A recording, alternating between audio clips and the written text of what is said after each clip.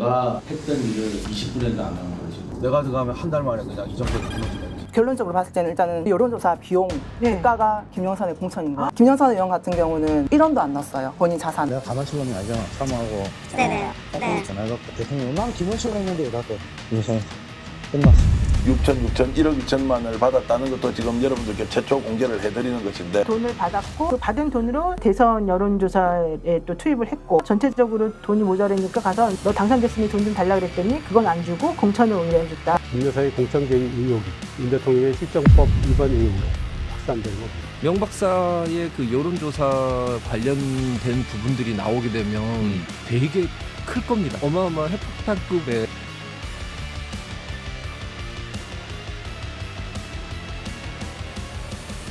안녕하세요. 논설의 이재성입니다. 윤석열 대통령이 명박사라고 불렀다는 정치 브로커 명태균 씨의 폭로성 인터뷰가 쏟아졌습니다. 내 가만히 놔두나 다 터잡겠다. 아이 시장님, 시장할래요 대통령? 오늘 그냥 들어가세요. 그래도 그저 가시대. 워낙 많은 매체와 인터뷰를 하는 데다 했던 말을 주워 담기도 해서 무척 혼란스럽습니다. 하지만 이 사건의 핵심 당사자이자 제보자죠. 강혜경 씨의 증언과 강 씨가 폭로한 통화 녹음을 바탕으로 명 씨의 발언을 교차 검증하면 진실의 실루엣이 보이기 시작합니다. 오늘은 쓸데없는 잡음을 걷어내고 사건의 실체로 직진할 수 있도록 고속도로를 뚫어보겠습니다. 명 씨는 JTBC 인터뷰에서 이렇게 말했습니다. 대선 때 내가 했던 일들이 있어.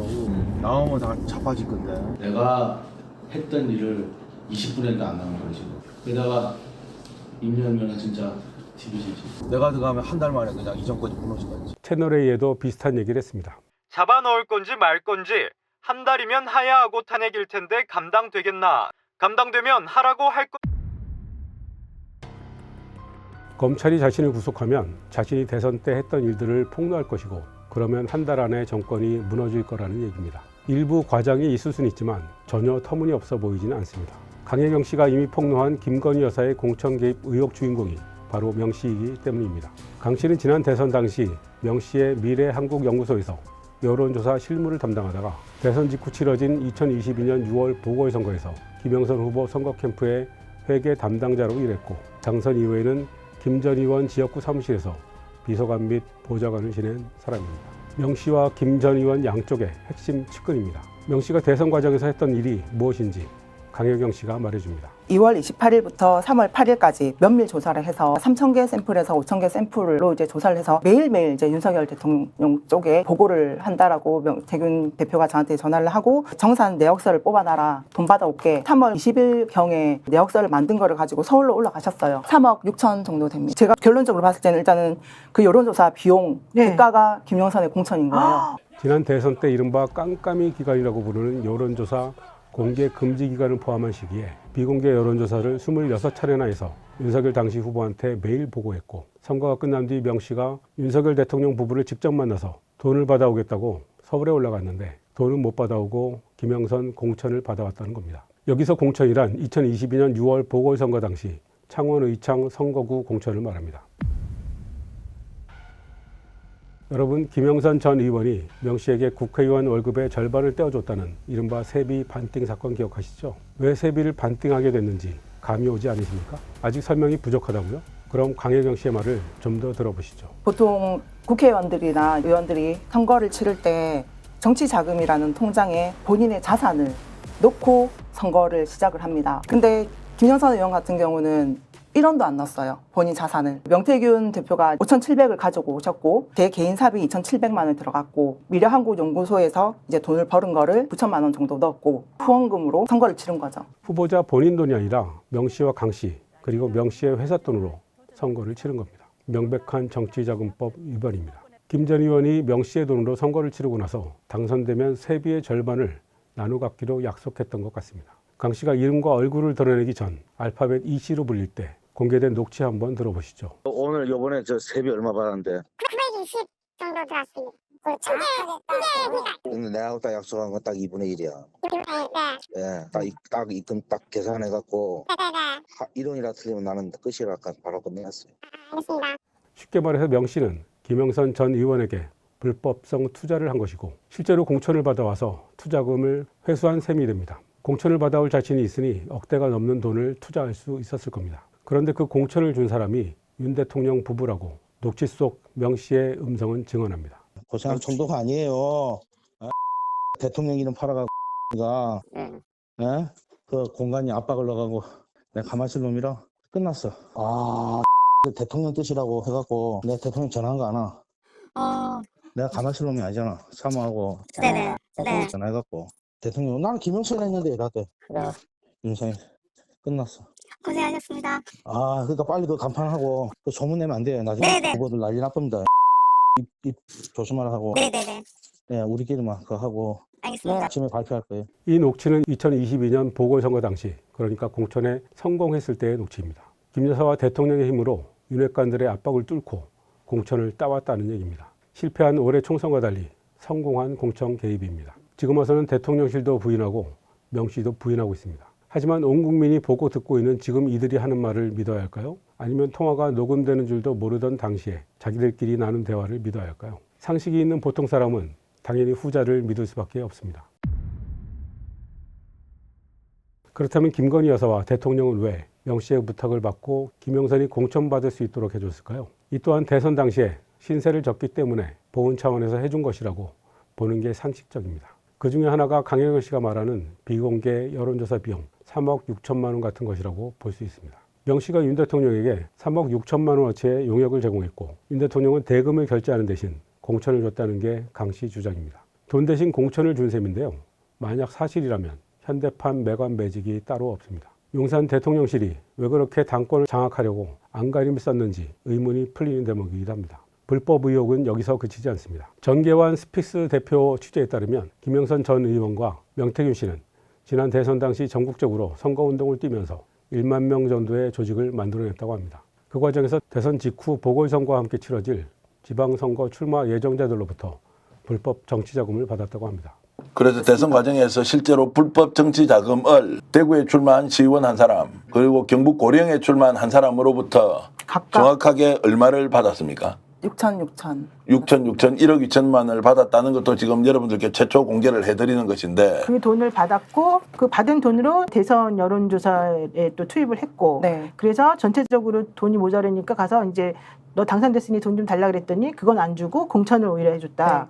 그 네, 그런 돈을 거. 포함해서 저를 횡령으로 넣은 거예요. 이른바 공천원금을 받아서 대선 여론조사에 썼는데 이들이 공천을 받지 못해 돈을 돌려달라고 하자 2022년 재보선 당선 뒤에 국가로부터 받은 선거 보전금으로 이 돈을 돌려줬다는 겁니다. 이 또한 정치자금법 위반 사항입니다. 선관위가 조사했고 검찰이 수사 중입니다.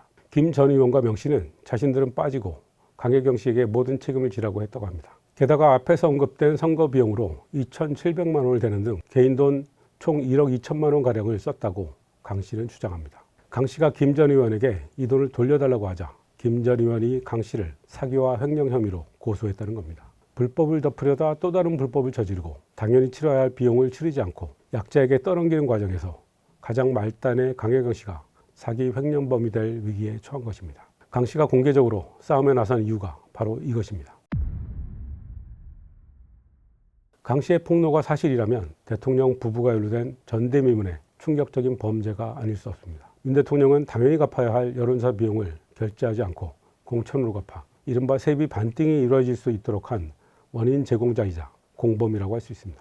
또한 무상으로 여론조사를 하도록 했다면 공직선거법 및 정치자금법 위반에 해당할 수 있습니다. 김 여사의 공천 개입 의혹이 윤 대통령의 실정법 위반 의혹으로 확산되는 겁니다. 그런데 윤 대통령이 여론조사 비용을 결제하지 않은 이유는 뭘까요? 선거운동 캠프에서 공식적으로 집행한 여론조사가 아니기 때문이라고 추정할 수밖에 없습니다. 사리가 어두운 윤 대통령이 자원봉사 개념으로 받아들였을 수도 있습니다. 이와 관련해서 지난 대선 당시 명 씨의 의뢰를 받아 실제로 여론조사를 했던 여론조사 회사 P&R의 서명원 대표 인터뷰를 눈여겨봐야 할 필요가 있습니다. 명 씨의 미래한국연구소와 P&R 여론조사는 윤 대통령이 국민의힘에 입당하기 전부터 지지율이 다른 조사에 견져 압도적으로 높게 나와 항의를 받고 한때 중단되기도 했습니다. 저한테 회선을 갖다 쓴 업체들이 전국으로 보면 한 30개, 40개 업체예요. 저희가 이번에도 그러니까 이거는 정말 극비인데 저희 전화회선을 가지고 저기 대선 있잖아요 후보자. 우리 전화선 가지고 썼어요. 장비는 우리 게 아니지만 그 사람들이 무슨 짓을 하든지 하는 거고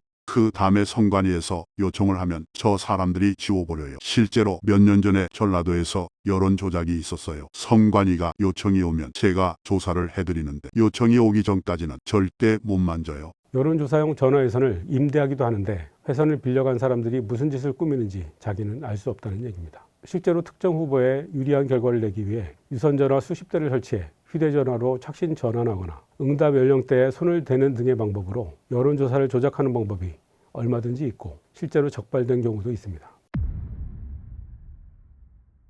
서 대표는 특히 자신의 회사가 인지도와 규모를 갖춘 여론조사 기관이 아니어서 하우스 이펙트가 발생할 수 없는 여건인데 굉장히 극렬하게 하우스 이펙트가 이루어졌다고 말합니다. 하우스 이펙트란 여론조사를 의뢰 수행하는 기관의 성향에 따라 결과에 편향성이 생기는 현상을 말합니다. 명 씨가 무슨 방법으로 어떤 일을 했는지 자신은 구체적으로 알지 못하지만 하우스 이펙트가 컸다는 사실 자체는 분명하다는 얘기입니다. 김웅 전 국민의힘 의원도 여론조사에 주목한다면서 이렇게 말했습니다. 명 박사의 그 여론조사 관련된 부분들이 나오게 되면 되게 클 겁니다. 어마어마한 핵폭탄급의 정계 파문을 일으킬 가능성이 충분히 있고요. 11일 노종면 더불어민주당 의원이 지난 20대 대선 후보 경선 과정에서 국민의힘 당원 57만 명의 전화번호가 명태균 씨에게 유출됐다고 주장했습니다. 국민의힘은 조사 후 필요하면 엄중히 조치하겠다며 전면 부인하지는 않았습니다.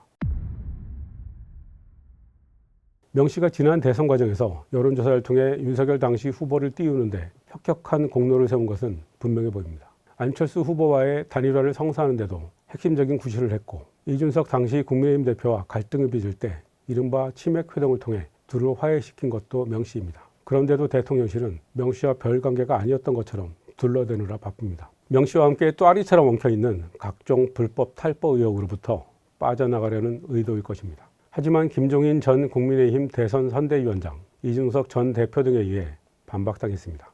새빨간 거짓말이죠. 명태균 사장이 과연 누구의 권위에 기대어가지고 여러 가지 일을 하려고 했을까? 김종인 전 비대위원장은 MBC와의 통화에서 대통령실이 급하니까 뚱딴지 같은 헛소리를 만들어내고 있다며 오히려 명 씨가 나에게 윤 대통령 부부를 소개했다고 밝혔습니다. 내하고 대통령하고 뒤에 타갖고 가지 말고 그러면서 여러 가지 얘기 문재인도 얘기하고 대통령실은 이렇게 하루 만에 들통날 거짓말을 태어나게 합니다. 그동안 하도 거짓말을 많이 해서 대통령과 대통령실이 했던 말 중에 사실이 무엇인지를 찾아내는 게 더 빠를 것 같습니다. 윤석열 대통령의 과오 중 가장 위중한 것이 바로 대통령의 말을 국민이 믿지 못하게 만들어 버렸다는 사실입니다. 거짓말에 관한 한 둘째가라면 서러울 정도였던 이명박 전 대통령이 울고 갈 지경입니다.